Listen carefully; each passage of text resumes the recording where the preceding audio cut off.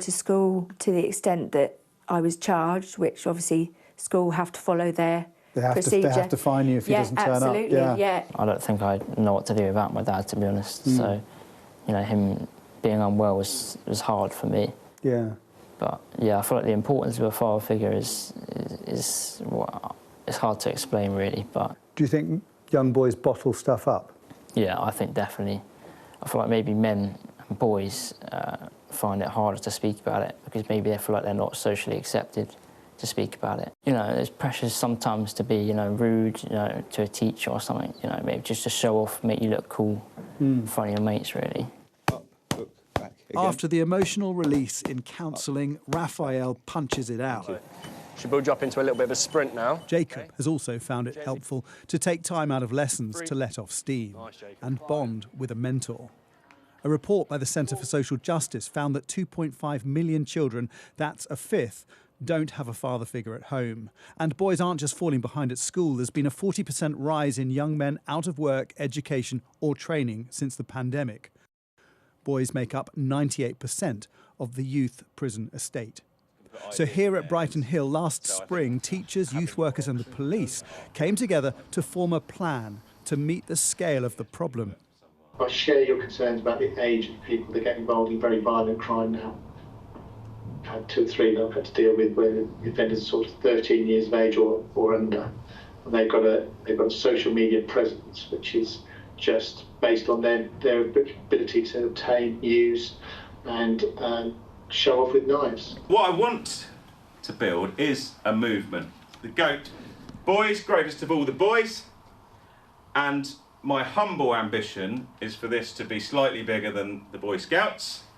The plan is this: reach out to men in the local community and create the blueprint for a nationwide network of mentors for young men. There are so many boys out there looking for direction and they're not getting it from the right places, which is why they veer into unknown territory online and find people who show them a bit of love and say, come and belong with us, because they don't feel like they belong anywhere else. And what we want to try and do is give them that feeling of belonging.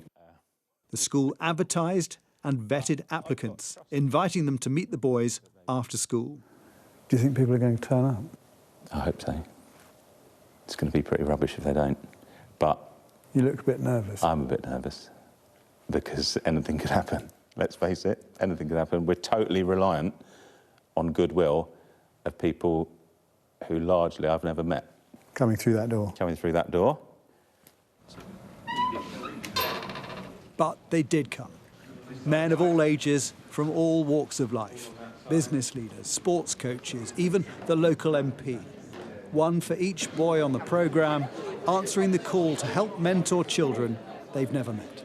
From a personal perspective, I think it's a great programme to be involved, just to be able to give young people somewhat of a springboard or maybe some guidance and putting them in maybe in the right direction. I think every man that should get involved with the youth today, they have nowhere to go, no social clubs, nothing to do. So we've got so much to give in this town, to give back to them. Jacob and Raphael are back on track. Maybe men's mental health, especially boys' mental health, is maybe overlooked a little bit in the wrong ways. And I feel like boys are just expected to, you know, not really have emotion and like just not really show much emotion in school, and not even in just school, just in general. And that's something that needs to be changed. What would you say to other young men who sort of suddenly see this vanishing father figure in their life? You need to, you know, use that as your why. Use that as your reason to push you further. Don't use it as an excuse to not do things. Use it as a reason why you did them things. As a head teacher, you must have seen things go wrong. We have seen things go wrong, and that's part of what drives us, I think, in that we haven't been able to save them all. And we have to accept sometimes that the pull outside of school is too strong for us. It's really tricky sometimes to try and get into a young boy's head the importance of passing their GCSEs if someone outside of the school is offering them 500 quid to do a bit of work at the weekend for an illegal endeavour. To succeed, the solution must be as infectious as the problem, and there's a long way to go. But over 50 other schools have already signed up to launch their own versions of the Goat Boy project. Jason Farrell, Sky News. Jason is with me now in the studio. We're joined by Amani Simpson, youth coach and founder of educational consultancy Aviard, and also Chris Edwards, the head teacher you saw there in Jason's report, chewing his nails, hoping people are going to turn up for Goat Boys, which they did. They did, yeah. Thank goodness. Yeah, but how's it going? Well, really well. We've had the first session. Yeah. And we had a turnout of 49 plus 9 staff, so we had 58 male mentors there, out of nowhere. And the same number of children. But certainly today, since we've had a bit of coverage, I think we've got about 157 people who have signed up around the country. Yeah. Because the view is to try and roll it out across great. the country. So, yeah, that's the plan. And you got a wow there from Amani because you do similar. And tell us why. Because someone did it for me. Yeah.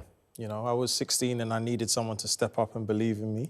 And as I said to you backstage, like, I'm proud of you and I appreciate you. The younger me needed a teacher like you to kind of step up and just say, I'm going to step out of this behind-the-scenes role and be more integral with, like, you know, with my steps and my actions. So, yeah, that's why I do it, to pay it forward. Because, Jason, I know you look at this kind of thing a lot, and that word that comes out regularly is role model. And it's bandied around a bit, and you think, you know, do kids really need this? They need something else. But it certainly seems to be true. Yeah, and I think what we saw when we went into Chris's school is the 2 young lads. It's quite a big ask of Chris because, you know, I said, look, I want to meet some of the young guys who are struggling. We've heard about teenagers. We've heard about this from the Centre for Social Justice report. We've heard Gareth Southgate talking about it in his Dimbleby lecture. We've seen adolescents, you know, can I meet some... and for a teacher to say, yeah, come and meet some guys who are struggling was actually quite bold. But what they were doing with those young men was helping them with mentors. So there was a great guy there, Joe Quince, who you saw in the report giving the counselling to Raf and really helping him struggle through the issues that he was feeling around his father. And then with Jacob as well, who was not attending school because of what happened with his dad. Yeah. Again, you know, just being given a little bit of leeway to come out of lessons and bond with a mentor, doing a bit of exercise, that sort of thing. And then Chris kindly kind of let us see how they formulated this plan and saw it through. And yeah, you could just see with those young men how much the mentors really happened. And also having met them, both of their mothers, how much they appreciated as well. They were doing great jobs as mums. Yeah. But they also recognised, as good mums would, that, you know, a father figure is a very, very useful thing for a young man to have. And if they can't have that at home, then where else can they get it? I mean, that's a fair point, isn't it? Because all the parents are playing the role of 2 parents, knowing full well that they would prefer to have that other person there.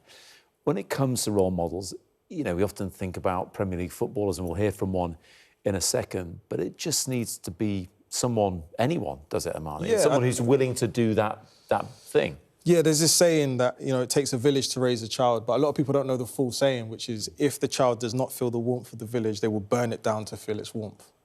And I think, ultimately, this is a call to action of the village to step up and say, if we're not happy with the kind of direction of travel that young people are going, what can I do? You know, it's great to point fingers, but what can I do? And you're doing that. And so, yeah, ultimately, there is a great opportunity here and a great call to action from the back of this report. Do you find when people do that, they find it more fulfilling than they ever expected? They're giving something back, but it's not just giving to the child. They're getting something in return that fulfills them. Yeah, I think it's service to the next generation. I think, you know, when you spend time with young people, you look into their eyes, I think you can sometimes see a part of you, a younger version of you in the young people. And so I know people that have said it's healed a part of them, you know, and being able to be someone that they didn't have when they were younger, it's really fulfilling as they get older. So, yeah, definitely. The other thing, Chris, that strikes me about Jason's piece is the willingness of those boys, Raphael and Jacob, or I think you called him Raf. Sorry, Raf, if you're watching. He responds to either. to speak about it. Yeah. I think 10 years, I mean, I think it's my own childhood, no chance. But even 10, 15 years ago, boys doing that on camera wouldn't have been expected. Do you think boys are understanding now that talking about things, I think Jacob talked about mental health there, that they're cottoning on that this can be a good thing and it's nothing to be embarrassed about. Yeah, they really are. And Jason and I talked about this quite a lot because I get quite annoyed about the rap that young boys get from the media. And I had no doubts that they'd be able to talk articulately and brilliantly in the way that they did. And I was in the room, actually, in the background when they were talking to Jason, and we were both quite... we were welling up with what they were saying.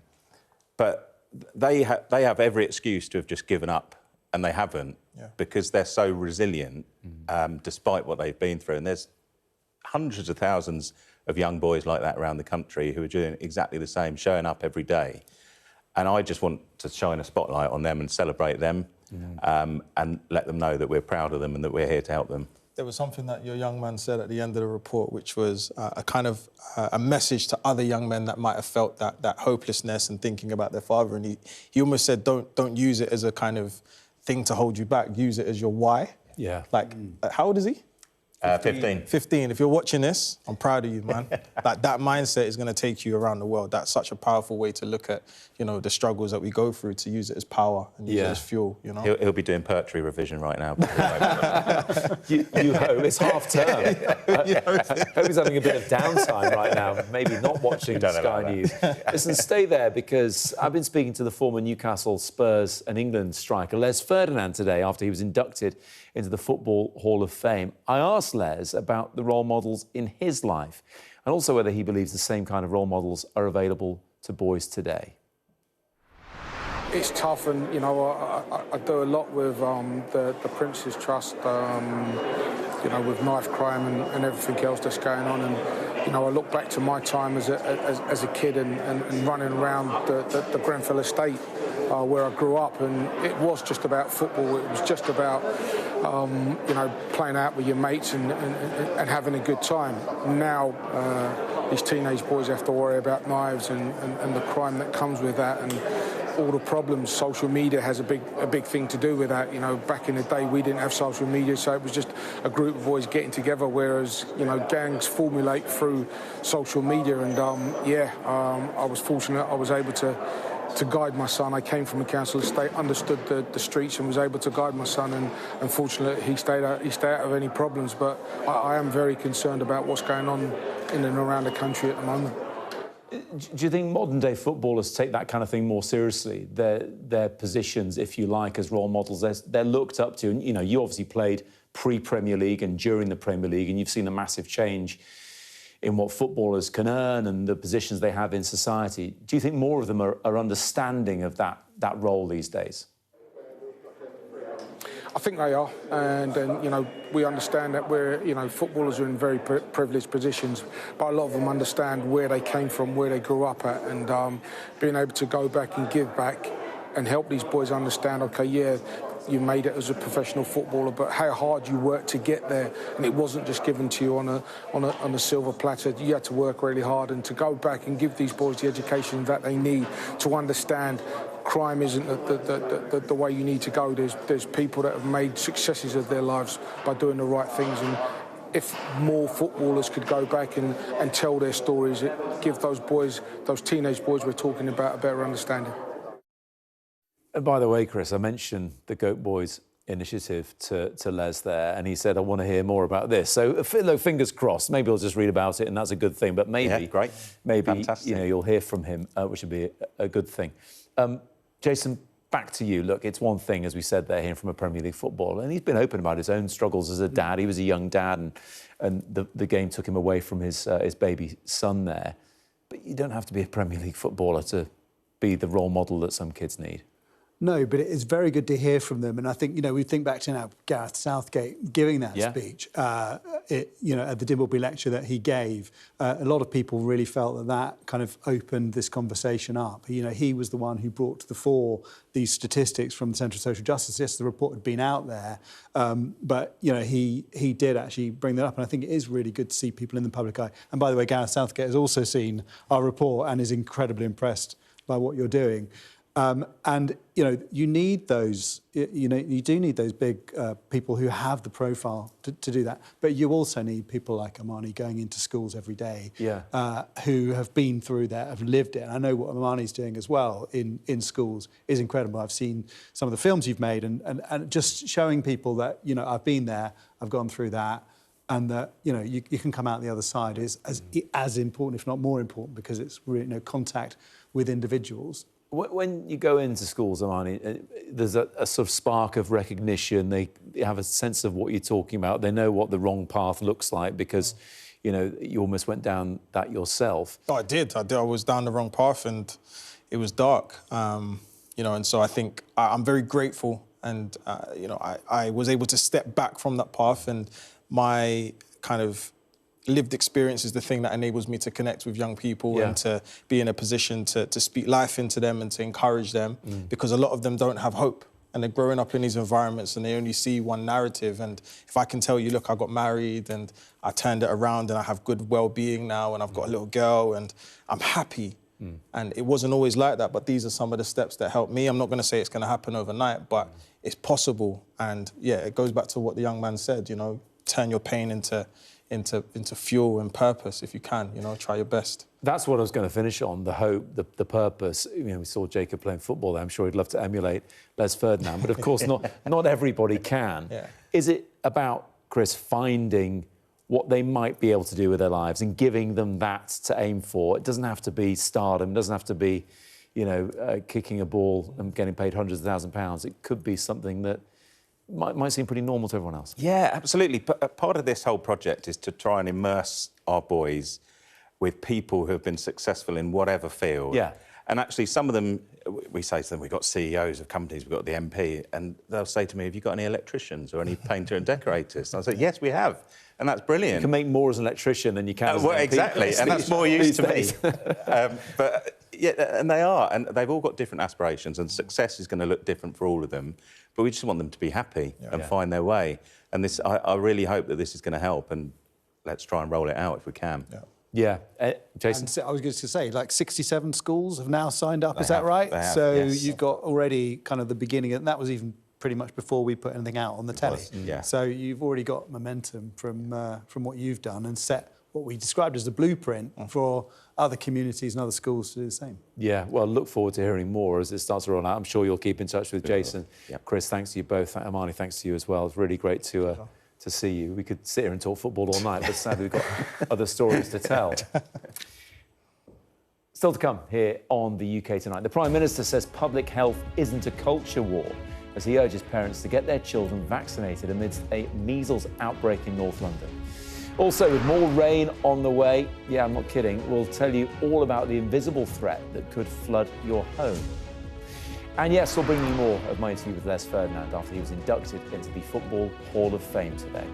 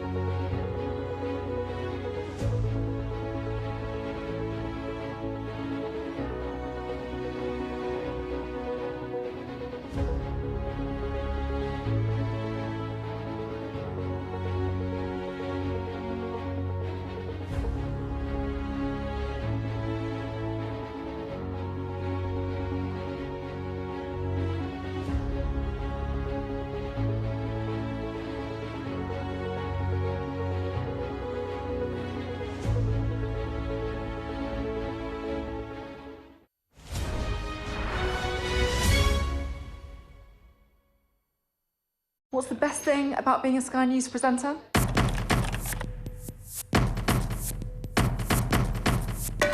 We've done the work and the reading, so you don't have to. Being a Sky News presenter. Hello and welcome. Westminster, the heart of British politics. I'm so sorry about what happened to you. So what on earth is going on? It's not true. Can I tell you what I think? It's really unusual. Mornings with Rich and Frost. Let's crack on. Let's get started. The Prime Minister Keir Starmer is warning against a culture war and urging parents to check their children are up to date with vaccinations after a measles outbreak in North London. The PM said it was concerning to see more children getting measles as dozens of cases have now been reported. Sky's Emma Birchley reports from a vaccine catch-up clinic in Enfield. Mohammed is 12 years old, but only just having his second MMR jab, needed to protect him from measles. It's usually given before starting school, but too many children have missed out. And now Enfield is in the middle of a significant outbreak, with 34 confirmed cases and twice as many suspected to have caught it. If someone gets these measles, so people can feel very unwell. So I don't want my children to suffer that. 1 in 5 of the children with measles has ended up in hospital. It can cause complications such as pneumonia, brain inflammation, and in rare cases, even death. So give me an idea just how contagious measles is. It's very contagious, so it's airborne, so it can stay in the air for up to 2 hours. So if I'm infected by measles and I leave the room, you can come into the room and you can be contracted with measles. In fact, measles is 6 times more infectious than COVID-19, but it's hard to spot, starting with contagious cold-like symptoms, even before the rash arrives. We're doing all we can to really make sure that people are aware that this is serious now, it's reality, and we need to educate people. That's meant getting the message across in a variety of different languages. The number of children who've had 2 doses of the MMR jab has steadily declined since 2016 and now stands at 84.4%. Well below the 95% recommended by the World Health Organization to achieve what's called herd immunity. That's the national picture, but here in London, fewer than 2/3 of children have been fully vaccinated against measles. And while the rate of uptake is declining across the country, it's falling fastest in the capital. It's so bad that global health officials recently announced the UK is no longer considered to have eliminated the disease. Now the Prime Minister is urging parents to get their children vaccinated. Vaccines are safe, effective and can be life-saving, he wrote on X. Our country expects its leaders to stand firmly behind science, to protect our children, not to give oxygen to conspiracy theories. Public health isn't a culture war. It's about keeping our communities safe. Measles. Know the symptoms. It's hoped a new vaccination campaign will be the encouragement parents need. The rash looks brown or red on white skin. It may be harder to see on brown and black skin. Some people may also get small spots in their mouth. Online misinformation doesn't help, and that's causing frustration in the community. Trust the science, trust your doctors, trust your pharmacists, trust the NHS. Don't go on conspiracy websites because it's all nonsense. Oh, Don, you were so pretty. Hazel has brought 3-year-old Savannah in for her preschool jabs, exactly when she should. But despite all the risk, too many parents are still not following their example. Emma Birchley, Sky News, Enfield. Now, some parts of the country have been enjoying some sunshine today. Remember that? Well, for most of us, it's been a pretty soggy start to the year with relentless rain, as I'm sure you've noticed. Flooding is now expected, in fact, in nearly 100 areas of England, with warnings that rising groundwater levels are an invisible climate threat. Our science correspondent Thomas Moore has this story. In the city of 5 rivers, they are no strangers to flooding. Salisbury in Wiltshire has a £45 million flood relief scheme to keep the high waters at bay. But the rain has been relentless so far this year and the river levels have surged. I've never seen it as high as this before. And for so long as well. Yeah. It's been, like, what has it been, a few weeks now. So what do you think is going on? Climate change, clearly. New figures reveal a sodden nation. It started in January with record rainfall for the month in the southwest of England and a deluge across the south. 75 flood warnings and 191 flood alerts were in place at the start of this week. And the Environment Agency has also warned of water rising up through the ground to cause sudden flooding on the surface. 29 monitoring stations have groundwater levels above normal and 10 have risen to a record high in recent weeks. Groundwater flooding is invisible. It comes up through the floorboards, it seeps out in the middle of the night and people aren't expecting it. It's not like you're living near to a river and you expect that flooding.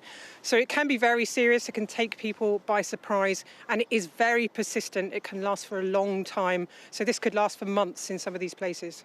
We have a navigation up there. You've come over the bridge, which needs to be cleaned out. In a village just outside Salisbury, we met David. He built his bungalow 3 feet higher than the road, and he's stayed dry while his neighbours have flooded. Groundwater is a big part of the problem. I'm not concerned about whether it rains or not. I mean, that's not my attitude, really, because I feel a bit sorry for people being flooded out. It's nothing they could do about it. Because it's like the invisible threat, isn't it, coming from beneath? Yeah, I mean, you can't do anything about groundwater. It's there and you can't do anything about it. Somerset has also been badly affected by floods. Pumps have been brought in and vegetation cleared from rivers in an attempt to drain the water.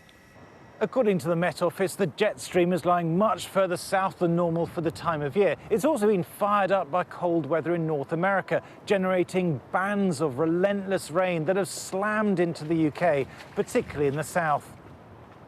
It is only a matter of months since large parts of England were in drought, but weather extremes are becoming the norm as a result of climate change, and the challenge will be to adapt.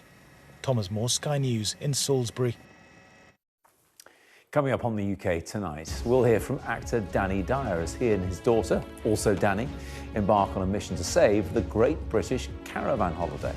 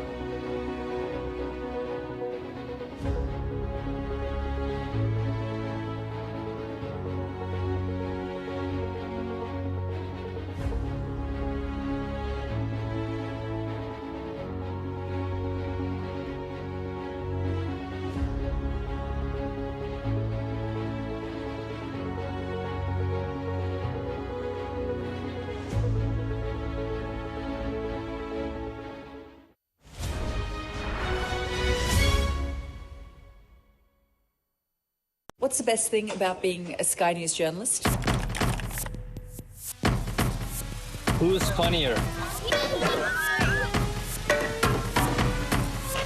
Being a Sky News journalist. A special edition of The World with me, Yalda Hakim. Pakistan has the right to respond. You're like, what? Historic day here today. Congratulations, this is a huge moment. But what happens now?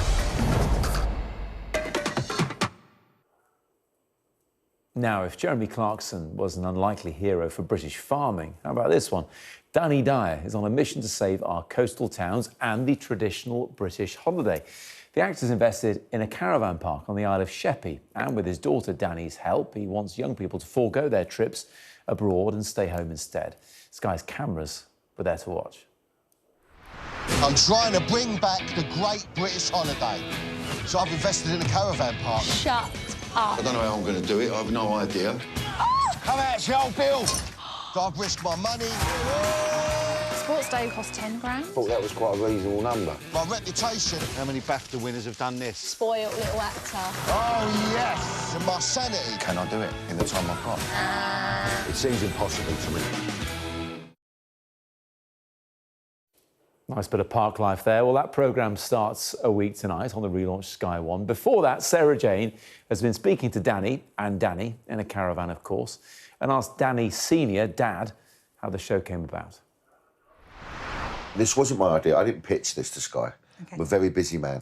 And I'm very grateful for the work I'm doing at the moment. I'm shooting Rivals still at the moment, so hence the moustache. So it's almost like they put it to me and I thought, well, can I do it physically? Turns out we could. Yeah. And I couldn't do it without Danny. I needed Danny by my side because we're very close. We work well together. So we're trying to cater for the people that have been going to the caravan since the 50s, all the older characters, and the young people coming through. And it's cheaper to go abroad. Yeah. So actually the reality is it's very expensive to have a caravan now. Yeah. Danny, is your role sort of pulling that old-fashioned holiday into the modern era? What are the challenges? I think for me, when I was younger, my first holiday with my friends, I'd been away from my family, was going down the caravan and going, we stayed in a bungalow, I must admit, but it was on a caravan site.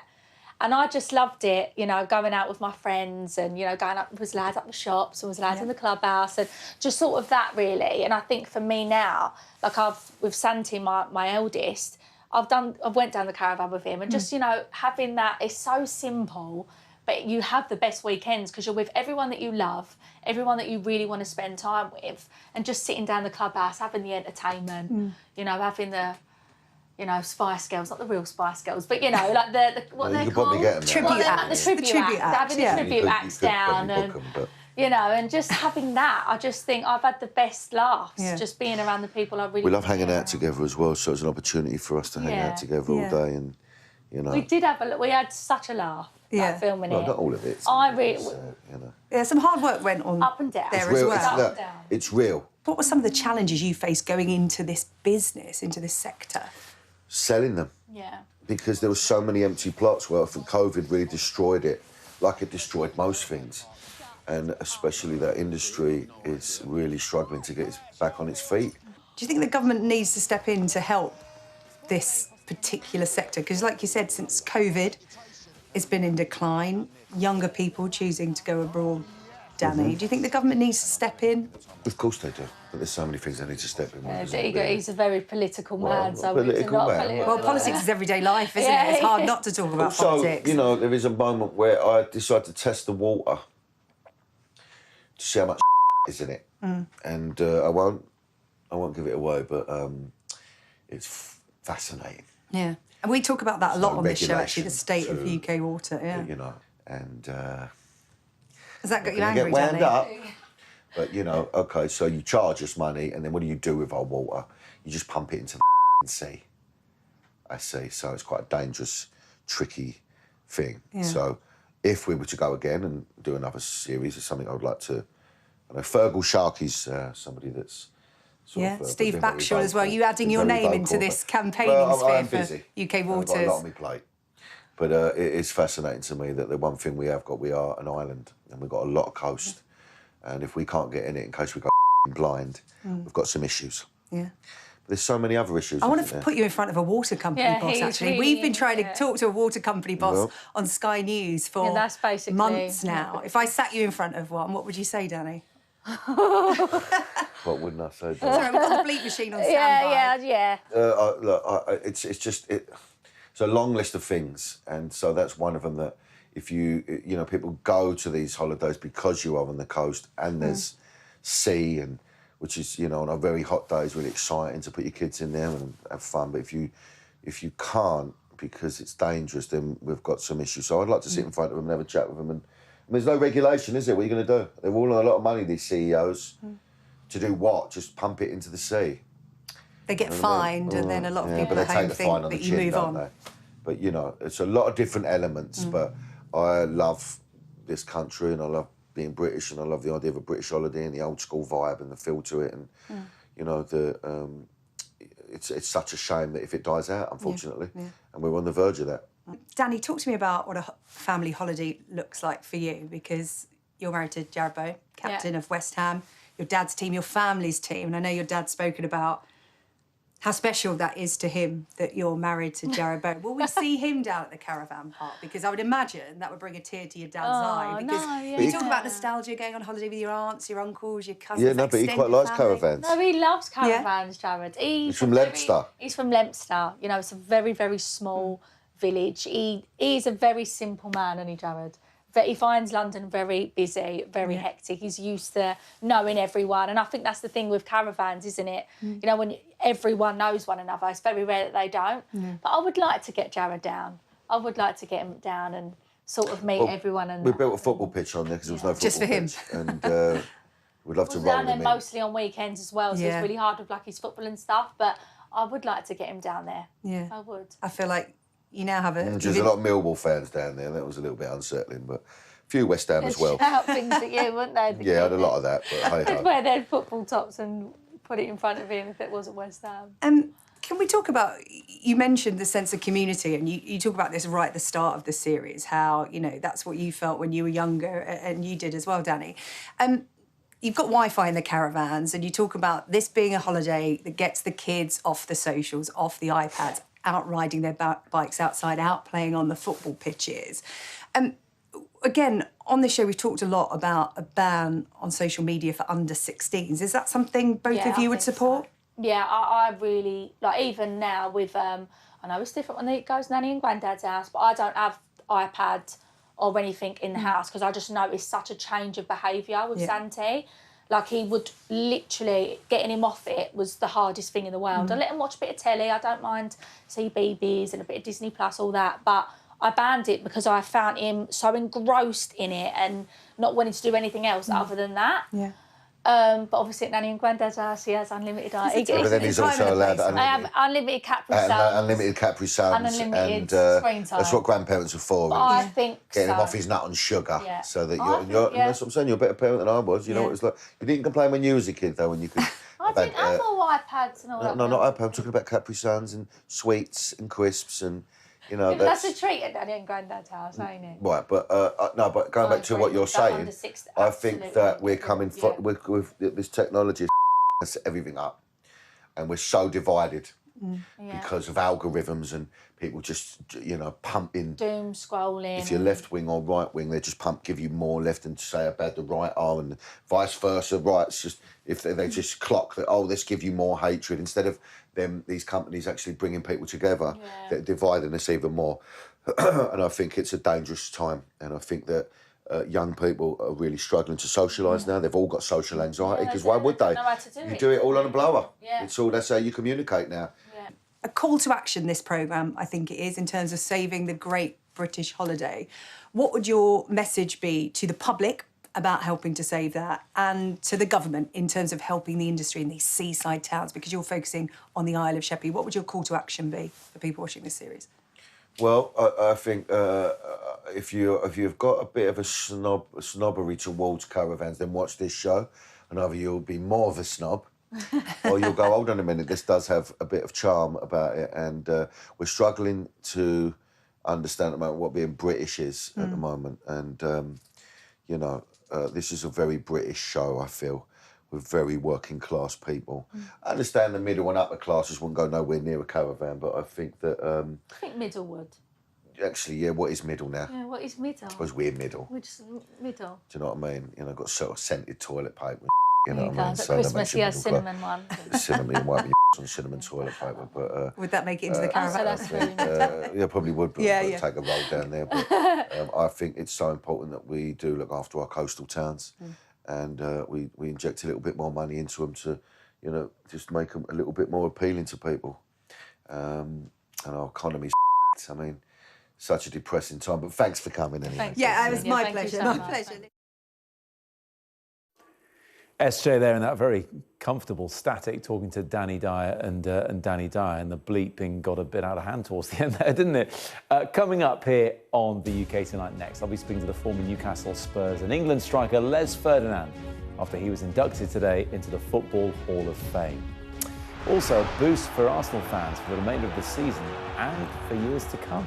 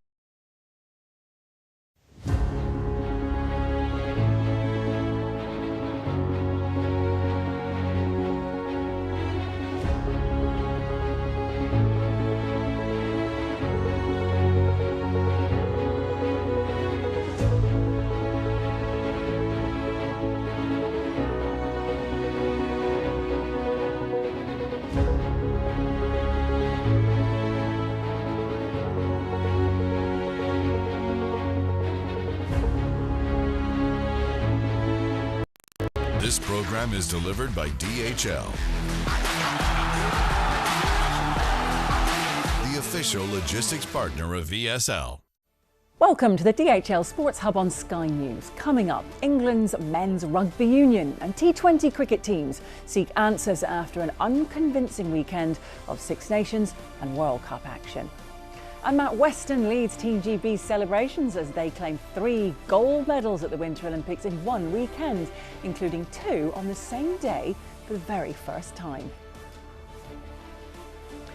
But we start with Formula One, and with one official pre-season test down and just one more to go this week, Lewis Hamilton says he's still not sure how Ferrari will stand up against their rivals when the new campaign starts in less